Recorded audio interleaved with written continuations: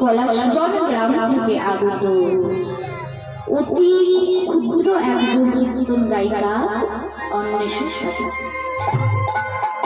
আমার গুরুদেব শ্রী সব্যসাচী চ্যাটার্জি এবং শ্রী মনোজ চ্যাটার্জির চরণ ধুলি মাথায় নিয়ে আপনাদের সামনে কিছু হরি কথা, কিছু কৃষ্ণ কথা বলার জন্য এখানে উপস্থিত হয়েছে। ভগবান মা শ্রীমুখী বলেছে, কি বলেছে না, ভক্ত আমার মাতা পিতা, ভক্ত আমার গুরু, ভক্ত আমার নাম রেখেছে বাঞ্ছা কল্পনা। আচ্ছা মা, ভগবানের কাছে ভক্ত যদি মাতা পিতা তুল্য হন, শ্রী গুরু তুল্য হন, তাহলে আপনাদের মতো ভক্তদের শ্রীপাদ পত্রে রইল আমার অনন্ত কোটি দণ্ডবত। আজ মা যে উপলক্ষে আমাদের এই দিবাসন সন্ধ্যা সঙ্গীত সাধনা অনুষ্ঠান হলো, তাই আমি আমার পরম পুরুষ গোবিন্দের কাছে প্রার্থনা করি যেন তার আত্মার শান্তি পায়।